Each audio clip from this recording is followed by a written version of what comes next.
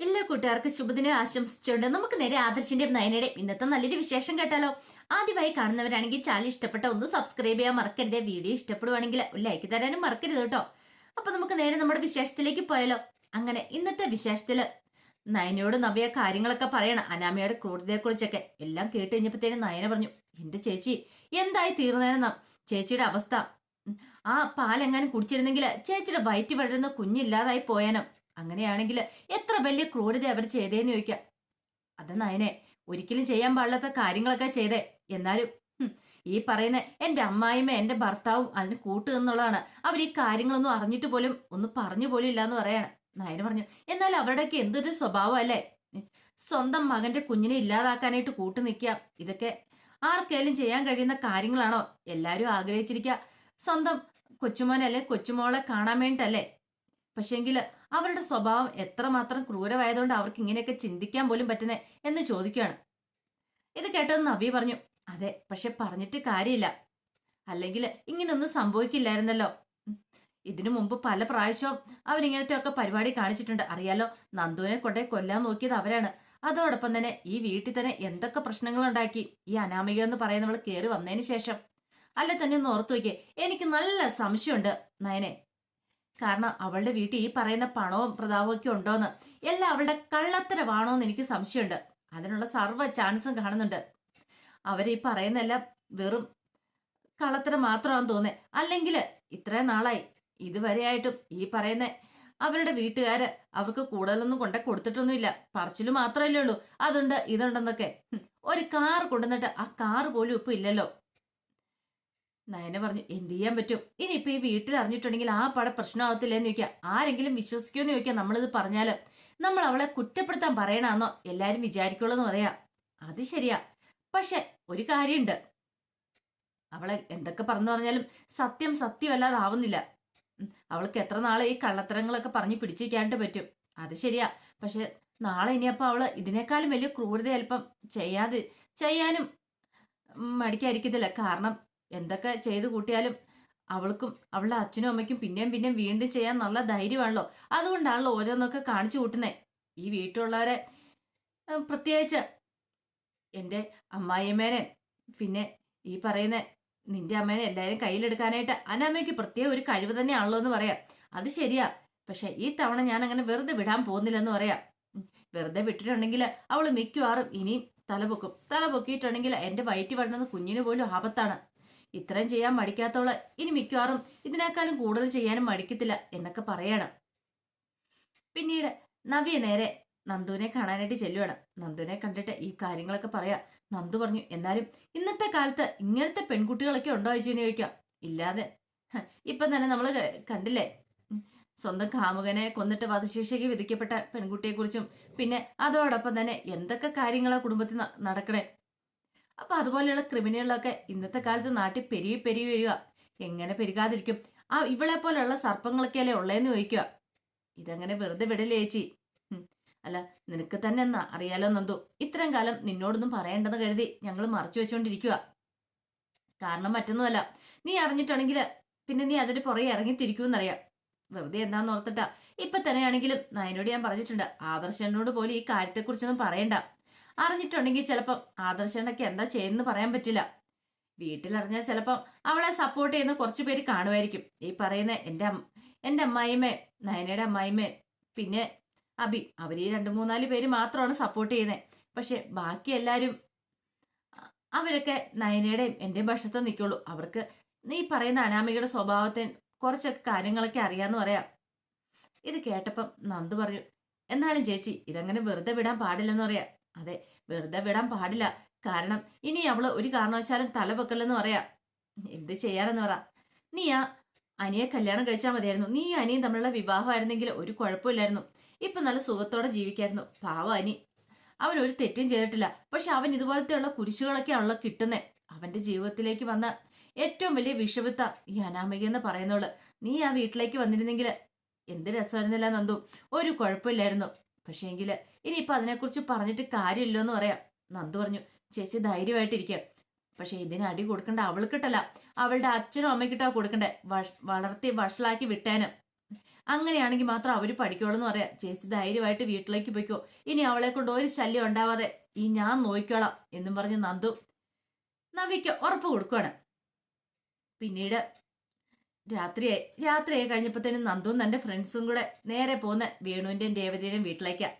അങ്ങനെ ചെന്ന് പാതിരാത്രി സമയമായി കഴിഞ്ഞപ്പോൾ കോളിംഗ് ബെൽ അടിച്ചു കഴിഞ്ഞപ്പോഴത്തേനും രേവതിയും വേണും കൂടെ എഴുന്നേറ്റ് വരുവാണ്. ഇതാരാ പോലും ഈ സമയത്ത്? വല്ല കള്ളന്മാരും ആയിരിക്കോ വേണുവേട്ടാ? കള്ളന്മാര് വന്ന് കോളിംഗ് ബെൽ അടിക്കോ? പറയാൻ പറ്റൂല. ഇന്നത്തെ കാലത്തെ കള്ളന്മാർ അങ്ങനെയൊക്കെയാന്ന് പറയണം. ഒരു കാര്യം ചെയ്യാം, നീ ധൈര്യമായിട്ടിരിക്കുക, ഞാൻ പോയി തുറക്കാന്ന് പറയണം. വേണ്ട, ഞാനും കൂടെ വരാം, എനിക്ക് പേടിയാ വേണുവേട്ടാ, തുറക്കണോന്ന് ചോദിക്കും. പിന്നെ തുറക്കാതെ നീ ഇങ്ങോട്ട് വരാൻ പറയടാ. അവിടെ ഇരിക്കുന്ന ടേബിളിലിരുന്ന് പിച്ചാത്തിയൊക്കെ എടുത്തു. കള്ളന്മാരെങ്കിലും ആണെങ്കിൽ നമുക്ക് കുത്തി മലർത്തണം എന്നൊക്കെ പറഞ്ഞിട്ട് പോയി കഥവ് തുറന്നു കഴിഞ്ഞപ്പോഴത്തേനും ആരെയും കാണുന്നില്ല. ആരെയും കാണുന്നില്ലോ. കത്തിയൊക്കെ ഇങ്ങനെ വീശി പിടിച്ചേക്കോ ആരെല്ലാം വന്ന അവരെ ഇല്ലാതാക്കാൻ വേണ്ടിയിട്ട്. അപ്പോഴാണ് ആ കത്തി പിടിച്ച കൈക്കിട്ട് ഒറ്റ തൊഴി കിട്ടുന്നത്. ഒരു നിമിഷം വേണു പകച്ചുപോയി. വീടിന്റെ കയ്യിൽ നിന്ന് കത്തിയൊക്കെ തെറിച്ചു പോയി. പിന്നീട് അവിടെ നടന്ന ഒരു സംഹാര താണ്ഡവമായിരുന്നു നന്ദുവിന്റെയും കൂട്ടരുടെ. ഒരിക്കലും പ്രതീക്ഷിച്ച കാര്യമായിരുന്നില്ല. നിലത്ത് വീണ് പെടയുവാണ് രേവതി. അതുപോലെ തന്നെ വേണു അലറിക്കരയാണ്. ആരെങ്കിലും ഓടി വായോ എന്ന് പറഞ്ഞിട്ട്. പക്ഷെ ആരും വന്നില്ല. ആ സമയത്ത് എല്ലാവരും നല്ല ഉറക്കത്തിന്റെ സമയമായിരുന്നു. പിന്നീട് ഇതെല്ലാം കഴിഞ്ഞതിന് ശേഷം അവരും കൂടെ പോവാ. കുറെ നല്ല രീതിയിൽ തന്നെ കൊടുത്തു. അവസാനം അവർ രണ്ടുപേരും അയ്യോ എഴുന്നേക്കാൻ മേലെ, അനങ്ങാൻ മേലെ എന്നൊക്കെ പറഞ്ഞുകൊണ്ട് അവിടെ കിടന്ന് നിലവിളിക്കുകയാണ്. പിന്നീട് പിറ്റേ ദിവസം രാവിലെ ആയി കഴിഞ്ഞപ്പോൾ നയന എഴുന്നേക്കാൻ തുടങ്ങുവാണ്. അപ്പൊ ആദർശ് ചോദിച്ചു, നീ ഇതെങ്ങോട്ടാ ഇത്ര നേരത്തെ എഴുന്നേറ്റ് പോണേ? അതെന്താ ആദർശേട്ടാ അങ്ങനെ പറഞ്ഞ? നേരത്തെ ഒന്നുമല്ല, കുറെ ജോലികളുണ്ട് എനിക്ക് അടുക്കള ബാക്കി. അപ്പൊ അതൊക്കെ ചെയ്യണ്ടേ? അതൊക്കെ പിന്നെ ആരാ ചെയ്യുന്നേ? ഞാൻ ചെന്നിട്ട് വേണ്ടേ ചെയ്യാനുണ്ടെന്ന് ചോദിക്കുക. അതെ, പണ്ടായിരുന്നു അങ്ങനെയൊക്കെ, പക്ഷെ ഇപ്പോഴങ്ങനെയല്ല എന്ന് പറയണം. അതെന്താ ഇപ്പോഴങ്ങനെ അല്ലാത്ത? അതിന് നിന്നെ കൊണ്ട് അടുക്കളയിൽ ഒരു ജോലിയും ചെയ്യിക്കുന്നില്ല എന്റെ അമ്മ. ഓ അതാണോ കാര്യം എന്നും പറഞ്ഞോണ്ട് ഇങ്ങനെ അധിക സമയം കിടക്കുന്നത് ശരിയാണോ ആദർശേട്ടാന്ന് ചോദിക്കാം. അതെ, എപ്പോഴും ഒന്നും ഇല്ലല്ലോ, മര്യാദയ്ക്ക് ഇവിടെ കിടക്കുക, ഇപ്പൊ എഴുന്നേറ്റ് പോകണ്ടെന്ന് പറഞ്ഞിട്ട് ആ കയ്യെ പിടിച്ച് വലിച്ച് തന്നെ നെഞ്ചിലേക്ക് ഇടുവാണ് നയനെ പെട്ടെന്ന് പറഞ്ഞു, ആദർശേട്ടാ വീട് കോലമൊക്കെ വരയ്ക്കണ്ടെന്ന് പറയും. ഒരു ദിവസം കോലേ ഇത്തിരി താമസിച്ച് വരച്ചെന്നുറത്ത് കുഴപ്പമൊന്നുമില്ല. നീ മാത്രമല്ലോ ഇവിടെ പെണ്ണായിട്ടുള്ള, വേറെ ഉണ്ടല്ലോ. ഇത്രയും നാളെ നീ എല്ലാവർക്കും വെച്ചു വിളമ്പിയതില്ലേ? ഒരു ദിവസം 2 ദിവസം കിടന്നോർത്ത് കുഴപ്പമൊന്നുമില്ല. പിന്നെ അമ്മയുടെ സ്വഭാവത്തിൽ ഇപ്പം നല്ല മാറ്റമാണ്. അമ്മ അടുക്കള കയറി ജോലിയൊക്കെ ചെയ്തോളെന്ന് പറയാം. എന്നാലും ആദർശേട്ടാ അതല്ലല്ലോ എന്റെ മര്യാദ. ഞാൻ പോയില്ലെങ്കിലോ ഒന്നും സംഭവിക്കാൻ പോകുന്നില്ല. ഈ ആദർശന്റെ ഒരു കാര്യം. പിന്നല്ലാതെ ഇപ്പോഴൊക്കെ നമുക്കിങ്ങനെ ജീവിതം എൻജോയ് ചെയ്യാനായിട്ട് പറ്റുള്ളൂ. ആ സമയത്ത് നമ്മളിങ്ങനെ അടുക്കളയിൽ പോയി കഷ്ടപ്പെട്ട് കാര്യമുണ്ടോ? ചെയ്യണ്ടെന്ന് പറയുന്നില്ല, ചെയ്യണം. പക്ഷെ അതിനൊക്കെ ഒരു സമയം കാലമൊക്കെ ഉണ്ട്. ഇപ്പൊ ഇവിടെ കിടക്കാനും പറഞ്ഞുകൊണ്ട് നയനെ നെഞ്ചോട് ചേർത്ത് പിടിക്കുകയാണ്. പിന്നീട് രാവിലെ ജാനകി അടുക്കളയിൽ ഒരു ജോലി ചെയ്തുകൊണ്ടിരിക്കുക. ജാനകിക്ക് അങ്ങോട്ട് ദേഷ്യം സഹിക്കാൻ പറ്റുന്നില്ല. കാരണം പഴയ പോലെ ഒന്നുമല്ല ആനന്ദപുരിയിലെ കാര്യങ്ങൾ. ഇപ്പം നയനെ അടുക്കളയുടെ ഭാഗത്തേക്ക് പോലും വരുന്നില്ല. വന്നാൽ പോലും ദേവേനെ തടയുവാണ്. ഇതൊക്കെ ഓർത്തോണ്ടാണ് ജാനകി ജോലി ചെയ്തുകൊണ്ടിരിക്കണേ. അപ്പോഴേക്കും ദേവേനെ അങ്ങോട്ടേക്ക് വന്നു. അല്ല ജാനകി എന്തോ കാര്യമായിട്ടുള്ള പരിപാടി ആണെന്ന് തോന്നല്ലോ. അത് പിന്നെ ഏടത്തി അടുക്കള കയറിയാലല്ലേ എന്തെങ്കിലും കഴിക്കാൻ പറ്റുള്ളൂ. ഇവിടെ ഓരോ തമ്പരാട്ടിമാരൊക്കെ വന്നിട്ടുണ്ട്. അടുക്കളയുടെ ഭാഗത്തേക്ക് പോലും തിരിഞ്ഞു നോക്കത്തില്ല. ഏടത്തിയുടെ മരുമയുടെ കാര്യം തന്നെ പറഞ്ഞേ. നേരത്തെ ഈ കുടുംബത്തിലുള്ള എല്ലാ മനുഷ്യർക്കും വേണ്ടി വെച്ച് വിളമ്പി കൊടുക്കുന്നതായിരുന്നു. പക്ഷെ ഇപ്പോഴോ അടുക്കളയുടെ പരിസരത്ത് പോലും വരുന്നില്ല വെച്ച് ഏടത്തിന്ന് പറയണം. എന്ത് ചെയ്യാനാ ജാനകി? വന്നാൽ പോലും ഞാൻ ഏഴലക്കത്ത് പോലും അടുപ്പിക്കുന്നില്ല. കാരണം എന്താണെന്നറിയോ? അവൾ ഈ അടുക്കള കിടന്ന് വെച്ചുണ്ടാക്കിയാലേ വിശ്വസിച്ച് ഫുഡ് കഴിക്കാൻ പറ്റില്ല, അതാന്ന് പറയണം. എന്നാലും എന്നും പറഞ്ഞോണ്ട് അവളെ അങ്ങോട്ട് മാറ്റി നിർത്താൻ പറ്റുമോ? നമുക്ക് എന്തെങ്കിലും സഹായമൊക്കെ ചെയ്തോണ്ട് ഇവിടെ വന്ന് നിൽക്കണ്ടല്ലേന്ന് ചോദിക്കും. പക്ഷെ ഒരു കാര്യമുണ്ട്, ഇനിയിപ്പം അവൾ എങ്ങാനും ഇതിന്റെ പേരിൽ ഇവിടുന്ന് പിണങ്ങി പോയിട്ടുണ്ടെങ്കിലേ ആദർശമോന് വിഷമം അതെനിക്ക് സഹിക്കാൻ പറ്റില്ല. അവന് വേണ്ടി മാത്രമല്ലേ ഞാൻ ജീവിക്കുന്ന പോലും. അല്ലെങ്കിൽ പുരോഹിതൻ പറഞ്ഞിട്ടുണ്ട്, ദേ അവൾ ഇവിടുന്ന് പോയിട്ടുണ്ടെങ്കിൽ ഇവിടെ വലിയ ആപത്തൊക്കെ സംഭവിക്കൂന്ന്. അതുകൊണ്ട് മാത്രം അവളെ പറഞ്ഞു വിടാത്തെ. അങ്ങനെ പറഞ്ഞു? അതെ അങ്ങനെ പറഞ്ഞു. അവൾമാർ ഇവിടുന്ന് പോയിട്ടുണ്ടെങ്കിൽ ഈ കുടുംബത്തിൽ വലിയ വിപത്തൊക്കെ സംഭവിക്കുന്നു. അല്ലേ തന്നെ ഓർത്തു നോക്കിയേ. അവള് കയറി വന്നതിന് ശേഷം ഇവിടെ എന്തൊക്കെ പ്രശ്നങ്ങളുണ്ടായത്. അതുകൊണ്ടാ ഞാൻ പറഞ്ഞേ, ഇപ്പൊ തൽക്കാലത്തേക്ക് അവളെ ഒന്നിനും പങ്കെടുപ്പിക്കണ്ട. ഒരു പ്രശ്നങ്ങളും ഉണ്ടാക്കാൻ നമ്മളായിട്ട് പോകണ്ട. അങ്ങനെ പോയിട്ടുണ്ടെങ്കിൽ തട്ടുകേട് കിട്ടുന്നത് നമുക്ക് തന്നെയായിരിക്കുമെന്ന്. എന്നാലും ഇത് കുറച്ച് കടന്ന കൈ കേട്ടോ രതി. അവള് ഫുഡ് കഴിക്കാൻ വേണ്ടി മാത്രമല്ല കൈകഴുകി വന്നിരിക്കാറ് പതിവ്. ഇപ്പൊ അല്ലാതെ അടുക്കളയുടെ പരിസരത്തേക്ക് പോലും വരുന്നില്ല. എനിക്കിത് കണ്ടിട്ട് സഹിക്കാൻ പറ്റുന്നില്ലെന്ന് പറയാണ്. ദേവേന് പറഞ്ഞ് മനസ്സിൽ പറയാണ്, എടി നിനക്ക് സഹിക്കാൻ പറ്റുന്നത് പറഞ്ഞിട്ട് കാര്യമില്ല. അതെ എന്റെ മരുമോൾ അവളെ നോക്കേണ്ട കടമയും ബാധ്യത എനിക്കുണ്ട്. അവളെ ഞാൻ പൊന്നുപോലെ നോക്കൂന്ന്. പിന്നീട് ജാനകി പറഞ്ഞു, അതെ ഞാനും എടുത്തി മാത്രമല്ല ഇവിടെ കിടന്ന് കഷ്ടപ്പെടുന്നേ. ഈ ജലജ എന്ന് പറയുന്നവള് അടുക്കളയിലേക്ക് വരുന്ന പോലും ഇല്ലോ എന്ന് പറയാം. നമ്മളതൊന്നും കാര്യമാക്കണ്ട ജാനകി. നമ്മൾ വന്ന സമയത്ത് ഇവിടെ അമ്മയല്ലായിരുന്നു അടുക്കളയിൽ കിടന്ന് ഓരോ ജോലികൾ ചെയ്തോണ്ടിരുന്നേ. നമ്മൾ ജസ്റ്റ് സഹായിച്ചു കൊടുക്കുമെന്ന് മാത്രമല്ലേ ഉള്ളൂ. ചിലപ്പോഴതുമില്ല. പക്ഷെ അമ്മയ്ക്ക് ഒരു പരാതിയും പരിഭവം ഒന്നും ഇല്ലായിരുന്നു. ഇനി അതുപോലെ തന്നെ വേണം നമ്മുടെ അടുക്കള മുന്നോട്ട് പോകാനായിട്ട്. നിനക്ക് പറ്റില്ലെങ്കിൽ മാറ്, ഞാൻ ചെയ്തോളാം. പക്ഷെ ആരുടെ സപ്പോർട്ട് മേടിക്കാനും കാല് പിടിക്കാനൊന്നും പോകാനായിട്ട് എന്നെ കിട്ടില്ല എന്ന് ദേവേനി പറയാം.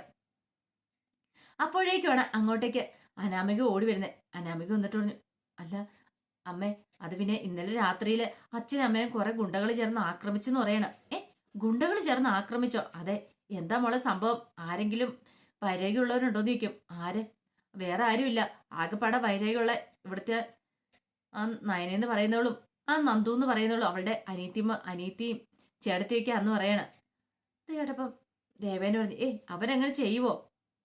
ചെയ്യുവോ ഇല്ലയോ? അവർ തന്നെയല്ല, വേറെ ആരും ഇങ്ങനത്തെ പരിപാടി ചെയ്യില്ല എന്ന് പറയണം.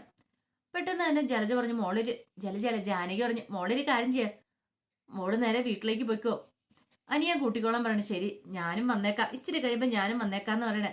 ശരിയെന്നും പറഞ്ഞിട്ട് അവൾ അങ്ങോട്ടേക്ക് പോവാണ്. ജാനകി പറഞ്ഞു, എല്ലാത്തിനും കാരണം ആ നന്ദു എന്ന് പറയുന്നവളായിരിക്കും.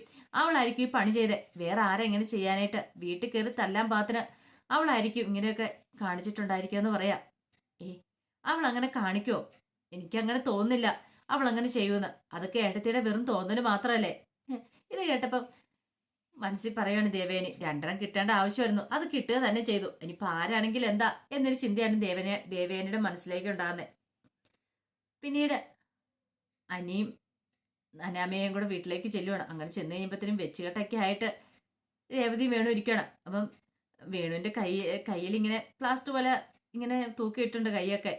പിന്നെ നെറ്റിയിലൊക്കെ മുറിവുണ്ട്. അതുപോലെ തന്നെ രേവതിക്കും മൊത്തം ബാൻഡേജൊക്കെ വെച്ച് ഒട്ടിക്കുകയും നെറ്റിയിലൊക്കെ ഇങ്ങനെ ഇത് പേപ്പറൊക്കെ ഒട്ടിക്കുകയൊക്കെ ചെയ്തിട്ടുണ്ട്. പക്ഷേങ്കിൽ ഇത് കണ്ടു കഴിഞ്ഞപ്പോഴത്തേനും എനിക്ക് സന്തോഷമാണെന്ന് തോന്നിയത് ഈ കാഴ്ച കണ്ടപ്പം. ഇവർക്ക് കിട്ടേണ്ടത് തന്നെ കിട്ടിയിരിക്കുന്നത്. പെട്ടെന്ന് അനാമി ചോദിച്ചു, അയ്യോ അച്ഛ, ഇത് ആരാ ചെയ്ത്, എന്താ ചെയ്തെന്നൊക്കെ അറിയാമെന്ന് ചോദിക്കാം. മൊത്തം 3 പേരുണ്ടായിരുന്നു മോളെ, ഒരു പെണ്ണും 2 ആണുമായിരുന്നു പറയണം. അങ്ങനെയാണ് ഇത് അവളായിരിക്കും എന്ന് പറയാം. പക്ഷെ മുഖം വ്യക്തമായില്ല, ഹെൽമെറ്റ് വെച്ചിരിക്കുന്നോണ്ട്. എന്നാലും അച്ഛനൊന്നും നോക്കാമല്ലായിരുന്നു. എങ്ങനെ തല്ലി കിട്ടിക്കൊണ്ടിരിക്കുമ്പോ അത് നോക്കാനാണോ പറ്റുന്നേ? മനുഷ്യർ വേദന കൊണ്ട് കിടന്ന് പൊളയുമായിരുന്നു പറയാ. ആ ആണുങ്ങളെക്കാൾ സ്ട്രോങ് ആയിരുന്നു ആ പെണ്ണിന്റെ കൈ. അതുപോലത്തെ തല്ല അവള് തന്നേന്ന് പറയാ. എന്നാ ഉറപ്പിച്ചോ, ഇത് ആ നന്ദുവും നന്ദുവിന്റെ കൂട്ടുകാരും ആയിരിക്കും എന്ന് പറയാം. ഇത് കേട്ടപ്പോ അനി പറഞ്ഞു, അവരങ്ങനെയും ചെയ്യുന്നവരല്ലെന്ന് പറയാം. അത് നിനക്കെങ്ങനെ അറിയാം? അവര് രാത്രി വന്ന് ഈ പണി ചെയ്യുന്ന ആൾക്കാരല്ല. അവർ ചെയ്യുമെങ്കിൽ നല്ല പട്ടാപ്പകല് വെളിച്ചത്തില് നേർക്ക് നേരെ ഒന്ന് അടിക്കുള്ളൂ. അല്ലാതെ ഇങ്ങനെ രാത്രിയിലെ കള്ളന്മാരെ പോലെ പതുങ്ങി വന്നൊന്നും ചെയ്യത്തില്ല എന്ന് പറയാം. അനാമി പറഞ്ഞു, ഇനിയിപ്പം ഒരു കാര്യം ഞാൻ പറയാം, അവര് തന്നെയായിരിക്കും, അവല്ലാതെ വേറെ ആരുമില്ല. ഇത് കേട്ടതും അനി പറഞ്ഞു, ആരെങ്കിലും ആയിക്കോട്ടെ. അനാമി പറഞ്ഞു, അല്ല അച്ഛൻ കേസ് കൊടുത്തിട്ടില്ലെന്ന് ചോദിക്കും. കേസൊക്കെ കൊടുത്തിട്ടുണ്ട്, എന്നാ പോലീസുകാർ അന്വേഷിച്ച് കണ്ടുപിടിച്ചോളും. ആ കാര്യത്തില് എനിക്ക് നല്ല വിശ്വാസം ഉണ്ടെന്ന് പറയാം. ഇനി വേറെ ആരും ഇങ്ങനെ ചെയ്യാനൊന്നും പോകുന്നില്ലെന്ന് പറയണം. ഉറപ്പായിട്ടും അവരെ പിടികൂടിക്കോളും എന്ന് പറയണം. പിന്നീട് അനി പറഞ്ഞു, എന്നാ ശരി, ഞാൻ അങ്ങോട്ടേക്ക് ഇറങ്ങട്ടെ എന്ന് ചോദിക്കണം. അനി അങ്ങോട്ടേക്ക് പോവാണ്. അനി പോയി കഴിഞ്ഞപ്പോഴത്തേനും അനാമിക അവരോട് ചോദിച്ചു, അല്ലച്ചാ, അച്ഛൻ കേസ് കൊടുത്തിട്ടില്ലെന്ന് ചോദിക്കും. കേസോ? ഞാൻ ഹോസ്പിറ്റലിൽ പോയ സമയത്ത് പരിചയത്തിലുള്ള ഒരു പോലീസുകാരൻ വന്നു കഴിഞ്ഞപ്പോ ഞാനിങ്ങനെ പറഞ്ഞു. അച്ഛാ, അത് കേസാക്കുവോ? കേസാക്കിയിട്ടുണ്ട്, ആകെപ്പാടെ പ്രശ്നവും. അനി നിന്നോണ്ടാ ഞാൻ കേസിന്റെ കാര്യം അങ്ങനെയൊക്കെ പറഞ്ഞേ. പക്ഷെ കേസാക്കിയിട്ടുണ്ടെങ്കിൽ നമുക്ക് തന്നെ ബുദ്ധിമുട്ടെന്ന് പറയാം. അതെന്താ മോളെ അങ്ങനെ പറഞ്ഞേ? അത് മറ്റൊന്നും കൊണ്ടല്ലച്ചാ. അവളുണ്ടല്ലോ, ആ നവ്യ എന്ന് പറയുന്നത്, അവള് നമ്മുടെ കള്ളത്തരങ്ങളെ കണ്ടുപിടിച്ചു. ഈ എൻ്റെ അപ്പച്ചിയും അഭിയേട്ടനും കൂടെ സംസാരിക്കുന്ന അവള് കേട്ടു. അവൾ അത് വന്ന് പറഞ്ഞിട്ട് എന്നെ അടിക്കുകയൊക്കെ ചെയ്യുന്നു പറയണേ. എന്നിട്ട് എന്ത് ചെയ്യാനായിട്ടാ? ഒന്നും ചെയ്യാൻ പറ്റിയില്ല. ഇനിയിപ്പൊ കേസ് ഫയൽ ചെയ്തിട്ടുണ്ടെങ്കിൽ ആ നന്ദു ഒക്കെ കളത്തിലിറങ്ങിയിട്ടുണ്ടെങ്കിൽ അവളുള്ള സത്യങ്ങളൊക്കെ അങ്ങോട്ട് വിളിച്ചു പറയും. എന്തിനു വേണ്ടിയാ നമ്മളെ തല്ലിയെന്നുള്ള കാര്യം. അപ്പൊ അതൊക്കെ അറിഞ്ഞിട്ടുണ്ടെങ്കിൽ നമ്മൾ മൂടി വെച്ച പല രഹസ്യങ്ങളും പുറത്തു വരും. അതിന്റെ ആവശ്യമുണ്ടോ? അത് വേണോന്ന് ചോദിക്കണം. അത് ശരിയാ. പക്ഷേങ്കില് എങ്ങനെ പരാതി എടുത്തിട്ടുണ്ടോ നോക്ക്. ഇല്ലെങ്കിൽ പരാതി ഉണ്ടെങ്കിൽ പിൻവലിച്ചേരെ, അല്ലെ നമ്മുടെ നിലനിൽപ്പിനെ തന്നെ ബാധിക്കുന്ന കാര്യമെന്ന് പറയും. രേവതി പറഞ്ഞു, അത് ശരിയാ. പക്ഷെ അങ്ങനെ എന്തെങ്കിലും സംഭവിച്ചാലോ? ഇനി സംഭവിച്ചു കൂടുന്നില്ല, നമ്മൾ മിക്കവാറും വാദി പ്രതിയാകുന്ന അവസ്ഥയിലേക്ക് കാര്യങ്ങൾ എത്തുമെന്ന് പറയണം. ആ സമയം നന്ദുവും തന്റെ ഫ്രണ്ട്സും കൂടെ ഒരു കോഫി ഷോപ്പിൽ ഇരിക്കുകയാണ്. അപ്പം നന്ദുവിന്റെ ഫ്രണ്ട്സ് പറഞ്ഞു, അവര് പോലീസ് കേസ് കൊടുക്കുകയാണെങ്കിൽ നമുക്ക് പഴയ കാര്യങ്ങളൊക്കെ അങ്ങോട്ട് കുത്തിപ്പൊക്കാല്ലേന്ന് ചോദിക്കുക. നന്ദു പറഞ്ഞു, അത് ശരിയാന്ന് പറയണം. അപ്പോഴേക്കുമാണ് അനിയുടെ വരവ്. അനി വന്നിട്ട് പറഞ്ഞു, കണിങ്കിരാസ് ബ്രോ എന്ന് പറഞ്ഞിട്ട് ബാക്കി നന്ദുവിന്റെ കൂട്ടുകാർ കൈ കൊടുക്കുകയാണ്. പെട്ടെന്ന് നന്ദു ഒന്നും അറിയത്തില്ലാത്ത മടിച്ചു ചോദിച്ചു, എന്താ ഇനി എന്താ കാര്യം? എന്റെ അമ്മായിമ്മ അമ്മയച്ചനുണ്ടല്ലോ, അവർക്കിട്ട് നല്ല രീതിയിൽ തന്നെ കിട്ടിയിട്ടുണ്ട്. അപ്പൊ അതിന്റെ താങ്ക്സ് പറയണം. അതിന് ഞങ്ങളോട് എന്തിനാ താങ്ക്സ് പറയണേ? അതെ, എന്റെ അടുത്ത് ഉരുണ്ട് കളിക്കൊന്നും വേണ്ട. എനിക്കറിയാം ആരാ ചെയ്തേന്നുള്ളത്. നിങ്ങളല്ലാതെ മറ്റാരും ചെയ്യത്തില്ലെന്ന് പറയാം. അത് കേട്ടപ്പോ നന്ദു പറഞ്ഞു, ഞങ്ങൾ അങ്ങനെയും ചെയ്തിട്ടില്ലെന്ന് പറയാം. വേണ്ട വേണ്ട, കള്ളത്തരം പറയണ്ട എന്നും പറഞ്ഞുകൊണ്ട് അതിന് സന്തോഷത്തോടെ ഇരിക്കുക. അപ്പൊ അതിന്റെ വിശേഷങ്ങളൊക്കെ നമ്മളിന്ന് കാണുന്നത്.